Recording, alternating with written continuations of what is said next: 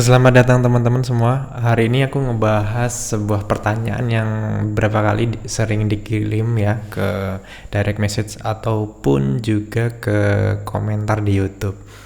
Jadi kerja remote itu gajinya gimana gitu. Nah, di sini aku mau nge-share selama ini 5 tahun terakhir saya kerja remote, saya nerima gajinya tuh di mana, pakai provider apa gitu. Nah sebenarnya kalau untuk gaji kerja remote itu sendiri tergantung sama perusahaannya. Jadi teman-teman kerja di perusahaan apa gitu, biasanya setiap perusahaan mereka punya kebijakannya masing-masing gitu. Nah tapi kalau untuk kerja di luar negeri, setidaknya pengalaman saya ada 4 service yang biasa yang saya pakai gitu. Ini bisa aja berbeda setiap perusahaan. Yang pertama Bank BNI. Nah, jadi biasanya ada juga perusahaan luar negeri yang mereka bakal transfer gaji kita itu langsung ke rekening bank kita. Nah, nanti mereka bakal ada semacam kayak form untuk mendaftarkan pajak di negaranya masing-masing. Selama ini saya pernahnya tuh baru di Amerika dan di Australia gitu ya. Nah kalau di Amerika biasanya pakai BNI ya. BNI itu udah selama ini pengalamanku biasanya pakai BNI nggak ada masalah.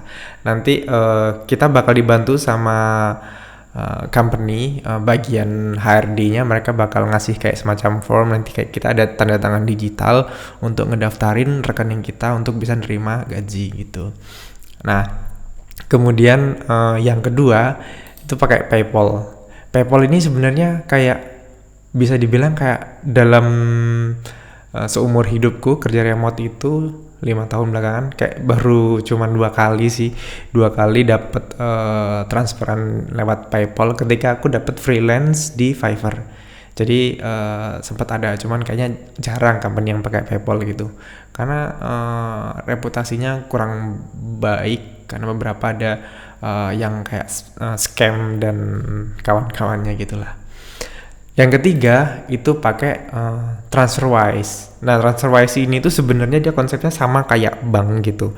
Nah ini aku suka banget sih pakai TransferWise karena kayak kita tuh bakal terima gaji itu misalnya dari dolar gitu ya, ditransfer ke rekening kita yang dolar gitu, karena kita bisa daftarin rekening di TransferWise itu kayak bergantung dengan negaranya masing-masing gitu sih.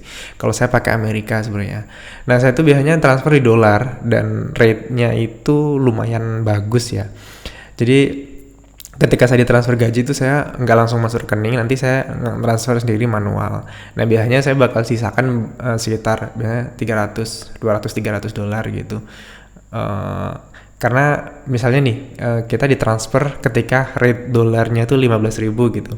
Misalnya bulan depan rate dolarnya 14.000 ya, jadi ngurang gaji kita. Tapi misalnya kita transfer rate dolarnya 14.000, bulan depan tuh misalnya rate-nya 15.000 gitu. Kita baru ambil bulan depan, ya udah uang kita naik berkali lipat gitu.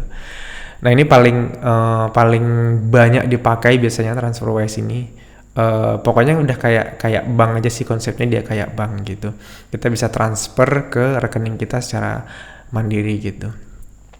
Terus yang ini salah satu yang saya pakai juga ini bayaran yang saya terima ketika nulis di Logrocket itu pakai Worksuite ya.